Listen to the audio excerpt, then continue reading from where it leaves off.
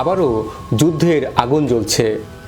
2670 kilometre দীর্ঘ Durand লাইনের বিভিন্ন অংশে কামানের গর্জন, রকেট লঞ্চারের বিস্ফোরণ, যুদ্ধবিমান আর সাঁজোয়া গাড়ির অগ্রযাত্রা সব মিলিয়ে পাকিস্তান এবং আফগানিস্তানের মধ্যে যুদ্ধ শুরু হয়েছে।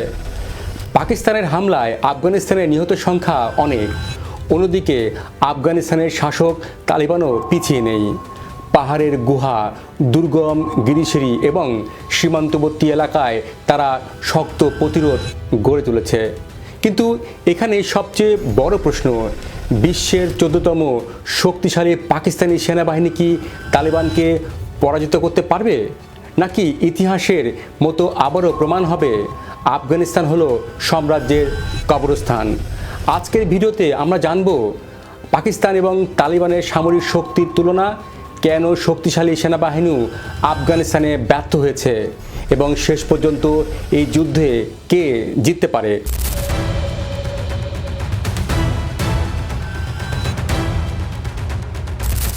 প্রথমে দেখা যাক কাগজে কলমে কার শক্তি কত বেশি। 2026 সালের গ্লোবাল ফায়ার পাওয়ার ইন্ডেক্স অনুযায়ী পাকিস্তানের অবস্থান 14তম আর আফগানিস্তানের অবস্থান 121তম। অর্থাৎ সামরিক শক্তির দিক থেকে পাকিস্তান আফগানিস্তানের চেয়েও বহুগুণ এগিয়ে। পাকিস্তানের সেনাবাহিনীতে 6,50,000 সক্রিয় সৈন্য রয়েছে। পাকিস্তানে রয়েছে আধুনিক যুদ্ধবিমান যেমন F-16 এবং FJ-17, শত শত ট্যাঙ্ক, উন্নত আর্টিলারি, ড্রোন প্রযুক্তি এবং সবচেয়ে গুরুত্বপূর্ণ পারমাণবিক অস্ত্র। অন্যদিকে তালিবান কোনো প্রচলিত রাষ্ট্রীয় সেনাবাহিনী নয়।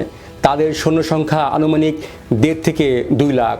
তাদের বিমান বাহিনী কার্যত নেই, নৌবাহিনী নেই, ভারী ট্যাঙ্কও খুবই সীমিত। তাহলে প্রশ্ন হলো, এত বড় ব্যবধান থাকা সত্ত্বেও কেন পাকিস্তান সহজে জিততে পারবে না? এর উত্তর লুকিয়ে আছে অসম যুদ্ধের মধ্যে। অসম যুদ্ধ মানে হলো যেখানে এক পক্ষ শক্তিশালী এবং অন্য পক্ষ তুলনামূলক দুর্বল। কিন্তু যুদ্ধের ফলাফল শুধুমাত্র শক্তির উপর নির্ভর করে না, নির্ভর করে ভৌগোলিক অবস্থান, যুদ্ধ কৌশল, মনোবল এবং স্থানীয় সমর্থনের উপর। ইতিহাসে আমরা এর বহু উদাহরণ দেখেছি। 19 শতকে ব্রিটিশ সাম্রাজ্য 3 বার আফগানিস্তানে অভিযান চালিয়েও স্থায়ী নিয়ন্ত্রণ প্রতিষ্ঠা করতে পারেনি। 1979 থেকে 1989 সালে সোভিয়েত ইউনিয়নের 10 বছরের যুদ্ধ শেষ হয় অপমানজনক প্রত্যাহারের মাধ্যমে। এমনকি বিশ্বের সবচেয়ে শক্তিশালী সেনাবাহিনী আমেরিকা 20 বছর যুদ্ধ করে আফগানিস্তানের থেকে চলে যেতে বাধ্য হয়েছে। কিন্তু কেন? কারণ তালিবান প্রচলিত যুদ্ধ করে না, তারা করে গেরিলা যুদ্ধ। তারা সরাসরি ট্যাঙ্ক বা বিমান দিয়ে যুদ্ধ করে না, বরং তারা পাহাড়ে লুকিয়ে থাকে, আকস্মিক হামলা করে, রসদ সরবরাহে আঘাত করে, তারপর আবার অদৃশ্য হয়ে যায়। এটাই তাদের সবচেয়ে বড় শক্তি। আফগানিস্তানের ভৌগোলিক অবস্থান পাকিস্তানের জন্য সবচেয়ে বড় চ্যালেঞ্জ। হিন্দুকুশ এবং সুলেমান পর্বতমালা বিশ্বের সবচেয়ে দুর্গম এলাকাগুলোর মধ্যে অন্যতম। এখানে রয়েছে হাজার হাজার গুহা, সরু পাহাড়ি রাস্তা, গভীর উপত্যকা এবং প্রাকৃতিক বাংকার। এই এলাকায় ট্রাঙ্ক কার্যত অকার্যকর, সাঁজোয়া যান সহজে চলতে পারে না, এমনকি যুদ্ধ বিমানও কার্যকরভাবে টার্গেট শনাক্ত করতে পারে না, কারণ তালেবান পাহাড়ের গুহায় লুকিয়ে থাকে। এই গুহাগুলো বিমান হামলা থেকে প্রাকৃতিক সুরক্ষা দেয়। এ কারণেই আমেরিকার মতো শক্তিশালী দেশও বিমান হামলা করে তালিবানকে পরাজিত করতে পারেনি। 2021 সালে আমেরিকা আফগানিস্তান থেকে ছেড়ে যাওয়ার পর একটি বড় পরিবর্তন ঘটে। তালেবানের হাতে চলে আসে বিপুল পরিমাণ আধুনিক অস্ত্র। এর মধ্যে রয়েছে স্নাইপার রাইফেল, আধুনিক রাইফেল, নাইট ভিশন, সাঁজোয়া যান এবং উন্নত আর্টিলারি। এর ফলে তালিবান এখন আগের চেয়ে অনেক বেশি শক্তিশালী। তারা এখন শুধু গেরিলা নয়, আংশিকভাবে একটি নিয়মিত বাহিনীতেও পরিণত হয়েছে।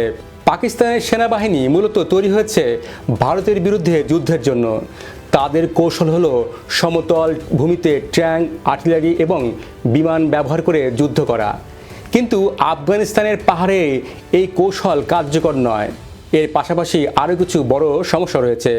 প্রথমত, সীমান্ত অত্যন্ত দীর্ঘ 2670 কিলোমিটার এবং পুরো এলাকা নিয়ন্ত্রণ করা খুবই কঠিন।